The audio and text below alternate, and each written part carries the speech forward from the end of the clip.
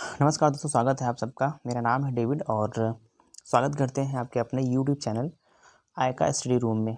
जैसा आप सभी जानते हैं, मध्यकालीन इतिहास का ये आज 20वां क्लास है और आज तारीख है 23। और तो इसी सेशंस के साथ, जो इसी के शुरुआत के साथ मैंने कल आप लोगों को इसका डिटेल्स कुछ बताया था, तो आज उसी क्रम में हम लेके चलते हैं कुछ और इम्पोर्टेंट क्वेश्चन जो आपके सभी परीक्षा में, सभी एग्ज़ाम के लिए बहुत ही इम्पोर्टेंट होने वाले हैं। जैसे जो भी इतिहास से रिलेटेड होगा, जो हिस्ट्री से संबंधित होगा, वो चीज़ें आपके लिए बहुत ही इम्पोर्टेंट है। जो ये क्वेश्चन मैं लेके आया हूँ, सारे के सारे आपके बहुत ही इम्पोर्टेंट होने वाले हैं। तो आज का हमारा पहला क्वेश्चन है, पागल बादशाह किसे कहा जाता था? तो पागल बादशाह कहा जाता था मोहम्मद बिन तुगलक को। और इनका कहने का सिर्फ एक वजह थी कि वह अपने हर योजना, मतलब हर जो उनका विचार होता था, वो असफल विचार बनाते थे, सफल नहीं होता था। उनके असफल विचार की वजह से उन्हें पागल घोषित कर दिया गया था, मतलब पागल कहते थे उन्हें। तो आपका जो बी है ऑप्शन, वो आपका सही हो जाएगा। और आपका दूसरा क्वेश्चन क्या है, दिलवाड़ा जैन मंदिर किस धर्म से संबंधित है? तो वो है जैन धर्म से। दिलवाड़ा जो ये एक जैन मंदिर है, और किस धर्म से, अगर आप सोच लो कि जब दिलवाड़ा जैन मंदिर है तो किस धर्म से मतलब संबंधित होगा, तो जाहिर सी बात है कि जैन धर्म से ही संबंधित है ये, जैन धर्म से। शेरशाह सूरी ने किसके सिक्के चलवाए? मतलब शेरशाह सूरी ने किसके सिक्के चलवाए? तो उन्होंने सोना, चांदी और तांबे तीनों के क्या चलाए थे? सिक्के चलाए थे। ऑप्शन डी आपका सही जवाब हो जाएगा। चंगेज खान का समकालीन कौन था? मतलब चंगेज खान के जो का समकालीन था, जो उनके समक्ष रहता था, वो थे इल्तुतमिश। कौन थे? इल्तुतमिश। ऑप्शन ए आपका सही जवाब हो जाएगा, ऑप्शन ए। यहाँ पे है, किसने अपने भाई उगुल खान और नुसरत खान को गुजरात आक्रमण के लिए भेजा? तो उन्होंने भेजा था अलाउद्दीन खिलजी ने।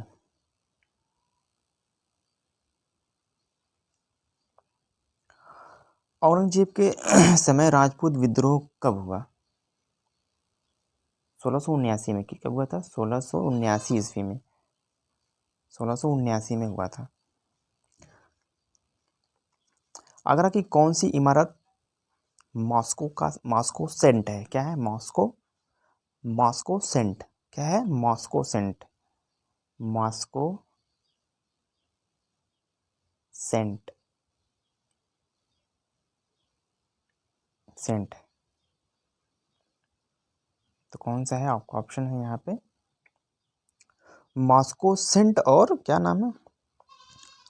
मॉस्को सेंट कैथेड्रल, मतलब कैथेड्रल की तरह है। मॉस्को सेंट और कैथेड्रल की तरह है, तो वो है मस्जिद। कौन सी? मोती मस्जिद। आगरा में मोती मस्जिद है, ताजमहल नहीं, मोती मस्जिद। ताजमहल पे मत लगा दीजिएगा अगर ऐसे क्वेश्चन आपके आते हैं तो।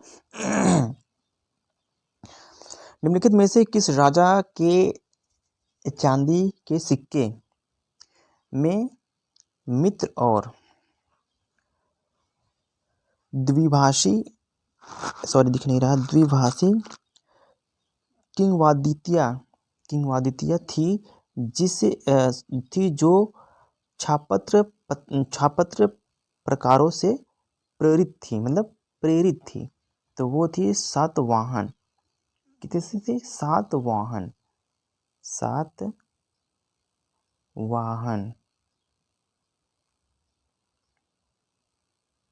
ऑप्शन ए आपका सही जवाब हो जाएगा, सातवाहन। यहाँ पे लिखा है, चचनामा निम्नलिखित में से किस क्षेत्र का सबसे पुराना इतिहास है? तो वो सिंध की। कहाँ की है? सिंध की। थोड़ी सी इसकी हम व्याख्या देख लेते हैं।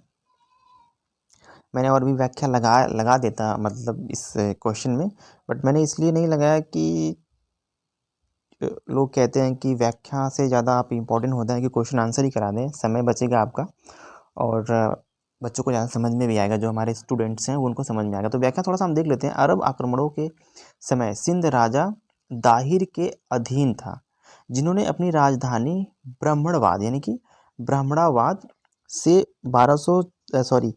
712 ईस्वी तक शासन किया। वह सिंध, आधुनिक पंजाब, पाकिस्तान के कुछ हिस्सों के अंतिम हिंदू शासक थे। सिंध की अरब विजय का उल्लेख सिंध के सबसे पुराने क्रॉनिकल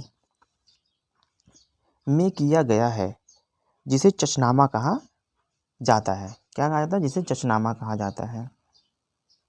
तो ये थोड़ा सा जो डिटेल्स हैं, मैंने डिटेल्स पढ़ाए हैं और भी डिटेल्स में लेके आऊँगा भी नहीं। ये क्लास पूरा करने के बाद अब तो ये सारी क्लास जो पूरा हो जाएंगे 30 के 30 क्लास पूरा हो जाएंगे, फिर जाके मैं डिटेल्स पढ़ाने की कोशिश, मतलब डिटेल पढ़ाना ही शुरू करूँगा तब। दिल्ली। और तीसरा आपका 11वां सवाल क्या है? दिल्ली के निम्नलिखित सुल्तानों में से किसने चांदी और सोने के सिक्कों के बजाय तांबे के सिक्के भी जारी किए? तो अभी आपने जो क्वेश्चन, अभी 9वां क्वेश्चन जो आपने पढ़ा है, मोहम्मद बिन तुगलक ने चांदी और सोने और चांदी के बजाय इन्होंने तांबे के सिक्के का भी क्या किया था? प्रचलित, यानी कि मतलब प्रचलन किया था, यानी कि जारी किया था, चलवाया था। ये मान के चलो कि उनके ही शासनकाल में ये सिक्के चल रहे थे। नेक्स्ट क्वेश्चन क्या है? निम्नलिखित में से कौन कुतुबुद्दीन ऐबक का उत्तराधिकारी था? तो वो थे आराम शाह थे। ऑप्शन और भी हैं यहाँ पे लगे हुए हैं, तो ये सब जो है ये सारे सब गलत हो जाएंगे। निम्नलिखित में से किसे अलाउद्दीन खिलजी ने उत्तर पश्चिम सीमा की रक्षा के लिए मार्च के वार्डन के रूप में नियुक्त किया था? वार्डन के रूप में नियुक्त किया था, तो वो थे गाजी मलिक। कौन थे? वो थे गाजी मलिक। मालवा का अंतिम सुल्तान कौन था? मालवा का अंतिम सुल्तान कौन था? वह था बाज बहादुर। कौन थे? वो थे बाज बहादुर। इनके बारे में मैं कल क्या मैंने कहा कि भी सारी क्लासेस डिटेल्स में अगर पढ़ा दूंगा तब जाकर के मैं डिटेल्स बताऊंगा, क्योंकि अभी आपके एग्जाम भी करीब आ चुके हैं। मांडू वास्तुकला के बारे में निम्नलिखित में से कौन से कथन सही हैं? निम्नलिखित में से कौन से कथन सही हैं? पहला कथन है ऊंचे चबूतरे का उपयोग, संरचनाएं ऊंचाई में अपेक्षाकृत छोटी होती थीं। और तीसरा आपका है रंगीन और चमकदार टाइलों का बड़े पैमाने में उपयोग होना, यानी कि बड़े पैमाने में जो टाइल्स होते हैं उनका बड़े पैमाने में क्या करना? उपयोग करना है। और दूसरा आपका क्या है? नीचे दिए गए कूट में क्या है? नीचे दिए कूट में से सही विकल्प का चयन करें। सही विकल्प का क्या करें? चयन करें कि कौन सा सही है। तो हम यहाँ पर देखते हैं आपका ऑप्शन बी, केवल 2 और 3, केवल 2 और 3, ठीक है। ये आपका ऑप्शन जो बी है, बी आपका ऑप्शन, ये बी आपका ऑप्शन करेक्ट आंसर हो जाएगा। देवराय प्रथम ने निम्नलिखित में से किस नदी पर एक बांध का निर्माण किया था? एक बांध का निर्माण, यानी कि किसी बांध होता है, एक बांध का निर्माण किया था, तो वो था तुंगभद्रा। कौन था? तुंगभद्रा नदी थी, उसी पर एक बांध का निर्माण उन्होंने किया था। और किसने किया था? देवराय प्रथम ने। आपका नेक्स्ट क्वेश्चन क्या है? कृष्ण देव राय के संबंध में निम्नलिखित में से कौन सा कथन सही है? वे एक महान सेनापति, कुशल प्रशासक थे। दूसरा आपका है उसने दीवानी के युद्ध में मुस्लिम सेना का निर्णायक रूप से पराजित किया था। नीचे दिए गए कूट से सही विकल्प का चयन कीजिए। सही विकल्प का क्या कीजिए? चयन कीजिए। तो आपको ऑप्शन सी 1 और 2, ऑप्शन सी है जो 1 और 2, ये आपका सही आंसर हो जाएगा। 1 और 2, कौन सा 1 और 2, ये वाला। वे क्या थे? वे एक महान सेनापति और कुशल प्रशासक थे। उसने दीवानी के युद्ध में मुस्लिम सेना को निर्णायक रूप से क्या किया था? पराजित किया था, यानी कि हराया था। हराया था, ठीक है, हराया।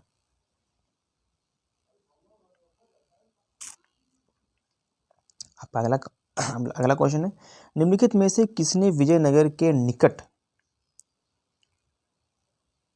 नागलपुरम नामक उपनागरिक बस्ती की स्थापना की थी?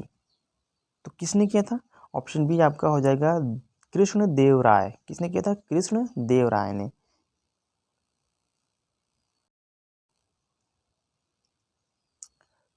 प्रांतीय गवर्नरों की शक्तियों के बारे में निम्नलिखित में से कौन सा कथन सही है? उन्होंने अपनी अदालत आयोजित की उन्होंने अपने अधिकारियों को नियुक्त किया, उन्होंने अपनी सेनाएं बनाए रखी। यहाँ पे देखो क्या है कि नीचे दिए गए कूट में से सही विकल्प का चयन करें। तो ऑप्शन आपका डी होगा, एक, दो और तीन, ये तीनों सही हैं। जो कूट है इनमें से तीनों के तीनों क्या हैं? आपके सही हैं।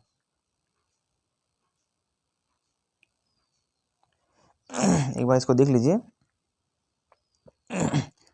उन्होंने अपनी अदालतें आयोजित की, उनकी खुद की एक अदालत थी जहाँ पे वो कहीं नहीं जाते थे, वो खुद ही सुनवाई करते थे। उन्होंने अपने अधिकारियों को नियुक्त किया, उन्होंने खुद अपने अधिकारी, उच्च अधिकारी जो उनके सभी कामों में खुद बड़े बड़े फैसले ले सकते थे, उनके खुद के आदमी थे। उन्होंने अपनी सेवाएं बनाए रखी, सॉरी अपनी सेनाएं बनाए रखी। सेनाएं का मतलब होता है जो उनकी तरफ से लड़ने वाले लोग थे, फौज थी जो थी, एक तरह से फौज बात कर सकते हैं, फौज कह सकते हैं। वो क्या थी? उन्होंने बनाए रखी थी, ठीक है। तो ये तीनों के तीनों ऑप्शन, जो ऑप्शन डी है आपका, ये आपका सही हो जाएगा। विजयनगर साम्राज्य के प्रशासन के दौरान भू राजस्व क्या था? ऑप्शन ए जो होगा उपज का 1/4, मतलब चौथाई भाग था। जो यहाँ से हम देख लेते हैं, जो ऑप्शन आपका, ऑप्शन जो करेक्ट आंसर है जो आपका ऑप्शन डी आपका सही हो जाएगा। 2/3 राजस्व क्या था? 2/3 था, ठीक है। बात करते हैं दिल्ली सल्तनत के संबंध में निम्नलिखित में से कौन सा सही है? अधिकांश सुल्तान कमजोर थे जिन्होंने खुद को खुद के हवाले कर दिया और खुद को पूरी तरह से बर्बाद कर दिया। दूसरा है, लोगों ने सुल्तानों की बात प्यार से नहीं बल्कि डर से मानी, यानी कि प्यार से नहीं, उन्होंने डर से उनकी बातें मानी थी और कुछ नहीं था। हिंदुओं को भी जजिया देने के लिए मजबूर किया गया। जजिया का मतलब क्या होता है? जजिया मतलब कर होता है, ठीक है। जो ऑप्शन आपका डी है, एक, दो और तीन, ये तीनों के तीनों क्या है? ये तीनों के तीनों ऑप्शन क्या है आपके? सही हो जाएंगे, ठीक है। अपने मुस्लिम अमीरों की साजिशों को विफल करने के लिए महमूद द्वितीय के वजीर के रूप में किसे नियुक्त किया गया था? तो वो थे मोदिनी राय। कौन थे? मोदिनी राय।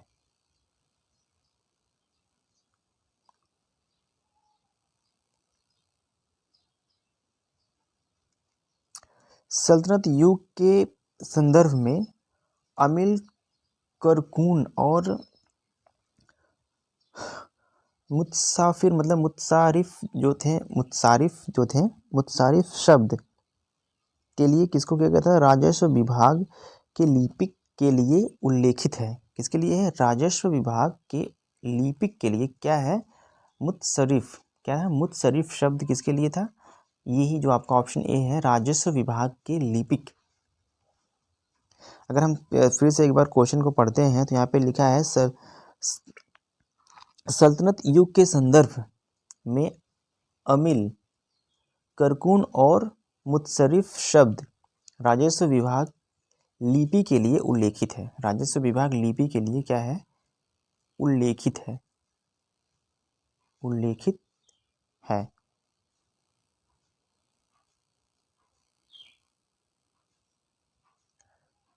मध्यकालीन युग में मुफ्ती शब्द निम्नलिखित में से किसके लिए प्रयुक्त होता था।